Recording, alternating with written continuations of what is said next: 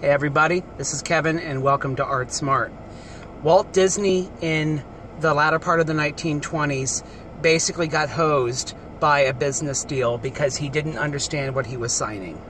Walt Disney decided that he wanted to release his films through Margaret Winkler, and she was a very innovative young woman who frankly should get her own video because she was a woman film producer who was very successful and important in the animation realm during the 1920s. However, she got married, and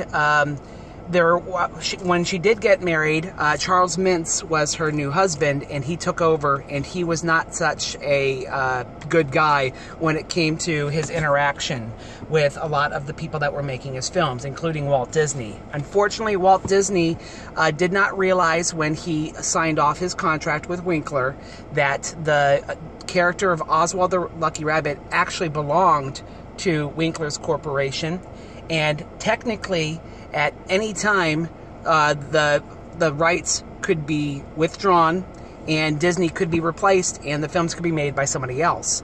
Now, this was in the original contract. However, Winkler, by all accounts, was not somebody to really pull these kinds of things. However, her husband was somebody who decided to utilize this particular contract detail. And so, unfortunately, Walt Disney went into a meeting expecting to get a raise and be rewarded for having a successful series called Oswald the Lucky Rabbit.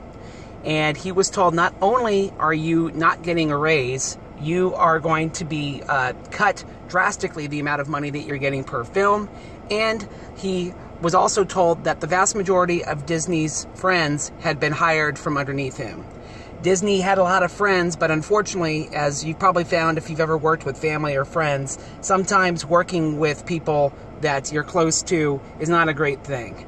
And Disney was starting to have some arguments with people that were working under him, and quite frankly, they signed with Charles Mintz and kind of betrayed Walt Disney.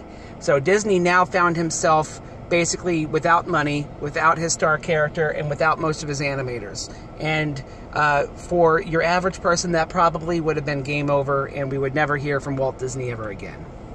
However, that was not the Walt Disney spirit. He was somebody that, quite frankly, was innovative and somebody who constantly was able to push forward. He did create a new character idea. He decided to do a mouse, and he decided, with his wife's help, that it was going to be called Mickey Mouse. The first Mickey Mouse film is not Steamboat Willie, which is the film that most of us would think. Disney kind of sells Steamboat Willie as the first Mickey film, and most people are at least somewhat vaguely familiar with it because Disney uses it in their marketing, that image of Mickey driving the steamboat and whistling.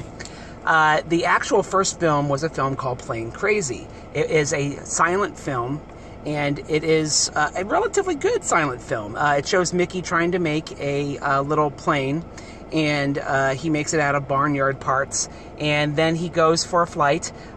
Minnie is in that film, except Mickey is not as nice and sweet as we know him now, and he tries to be a little overly aggressive to get a kiss out of Minnie, and eventually she slaps him and jumps off the plane and parachutes down. So anyway, that's the very first Mickey film, Plain Crazy. Now, what happened when Disney created this film was he tried to sell it as a silent film all over the place. And he tried really hard to get somebody to show the film and distribute it. The problem was, at that point, the animation market had become flooded with Walt Disney types, people that were making these silent films and were trying to distribute them. And while the public was okay with cartoons, it was no longer, by the late 1920s, the super hot commodity. It was no longer the Felix the Cat heyday. Felix was starting to dissipate in his popularity, and most film companies that were trying to survive at that point and making animated films were drastically having to cut their budgets. So it was not looking good for making another silent film character, even if it was a relatively solid cartoon like Plain Crazy. So Walt Disney, after making 2 of those Mickey cartoons, and by the way, the second one was the Galloping Gaucho, he realized, unfortunately, he was going to have to innovate. And he looked around the silent film, different producers, and he saw that a few of them were experimenting with sound. Paul Terry, who did the Aesop's Fables that we talked about earlier, did a film called Dinner Time, which was a attempt at a sound film, but it was basically just a silent film with a quick soundtrack tacked onto it, and it was not a exceptional film by any means. It basically had very cheap sound effects added to what was essentially a forgettable silent film. The Fleischer Brothers, with their song cartoons, did try adding some music to it and having a sound film. However, this was not like some great hit, and they are pretty obscure. Disney realized that nobody had really taken advantage of sound yet in cartoons, that somebody could create a film that utilized sound in a way that was innovative, that made the character have a personality, in a way where music was not just playing in the background, but it was a focus of the cartoon, where there was musical gags such as banging on pots and pans, making animals bark and yelp and stuff like that in time to the music. Disney realized that you could make these gags and use sound to make it a new and innovative product. So he risked everything, including most of his own money, to make that early film, Steamboat Willie. And Steamboat Willie turned out to be a huge hit. When it was released, it was a big hit in the theater that it was shown at, and then it was quickly distributed elsewhere, and Walt Disney finally was able to have a little bit of financial security. So even though he had a lot of people portraying him, and he had lost most of his staff, luckily iWorks, who at that point was his best friend, stayed on and helped him, and they survived. And would go on to have his own interesting career, and maybe at some point I'll make a video about him.